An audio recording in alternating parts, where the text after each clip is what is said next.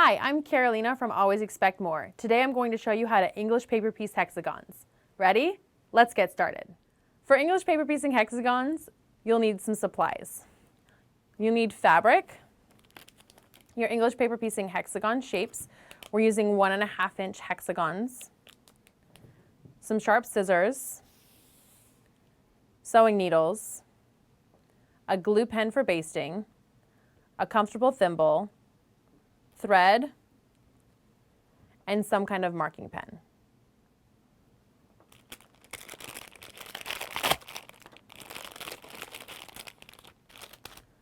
Start by tracing your hexagons onto your fabric.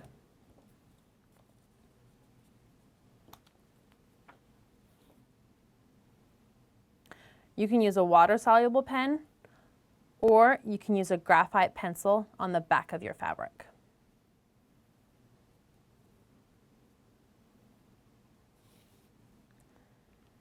If you want perfect seam allowances on the back, you can use a ruler to measure a 3/8 inch seam allowance around your hexagon, or you can eyeball it and cut it.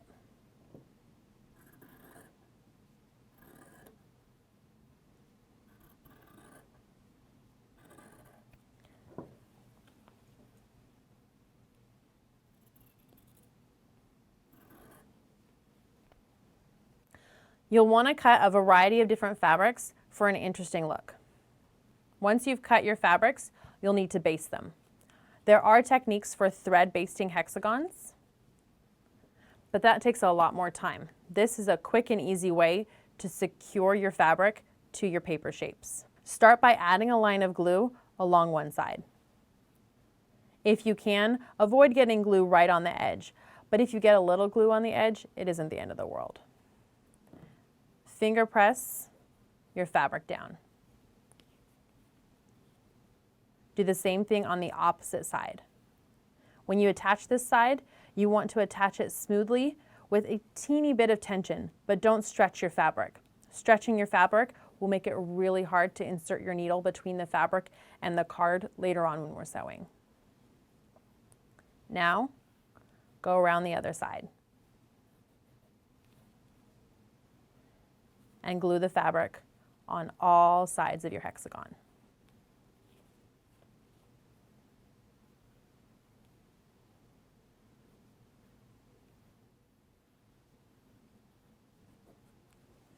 Allow it to set, and then we'll be ready to sew these together.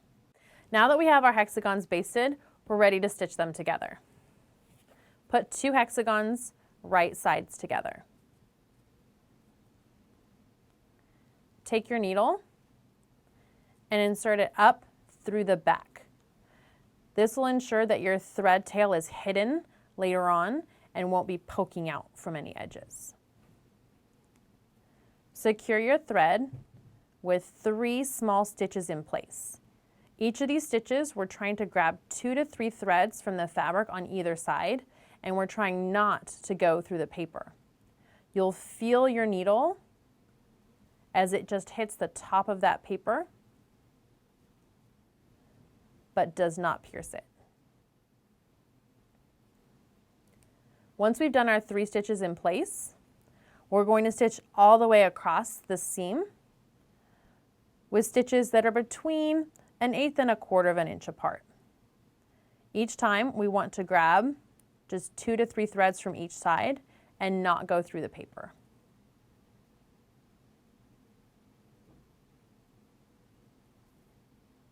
Once you've reached the end of your seam, you'll want to finish it just like we started with 3 stitches right in place. Now we're ready to add the next hexagon. You don't need to clip your thread to add the next one. If you need to, go ahead and bury it and bring it back up underneath the seam and cut it. To add the next hexagon, place it where you're going to want to stitch it. English paper piecing hexagons is great because a Y seam in English paper piecing isn't tricky at all. we're just going to stitch this on just like we did the last one, starting with 3 stitches in place. These stitches in place at each one of the corners of our Y seam or inset seam will help secure the hexagons at these points, which are the points that get the most stress. Just stitch all the way to the end. Now we're ready to do the 3rd seam. This 3rd seam on a sewing machine might be tricky, but with English paper piecing, it's super simple. We just fold our project in half.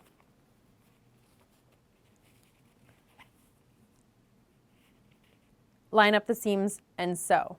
If holding this is a little bit too much stress on your hand, you can feel totally comfortable just creasing your paper.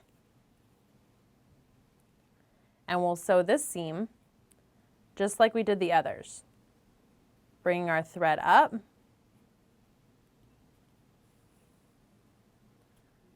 Starting with 3 stitches in place and stitching all the way across. Keep adding more and more hexagons all the way around. The question that I get asked the most is, when can you take out the papers? You can take out the papers as soon as this piece has been supported on all sides or when you're finished with the project. To take out the papers, simply pull back the fabric.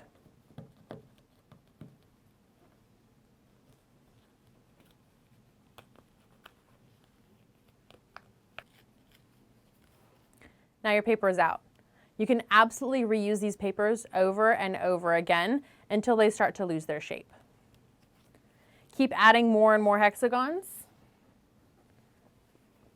until you have a finished piece the size of your project. And that's all there is to English paper piecing.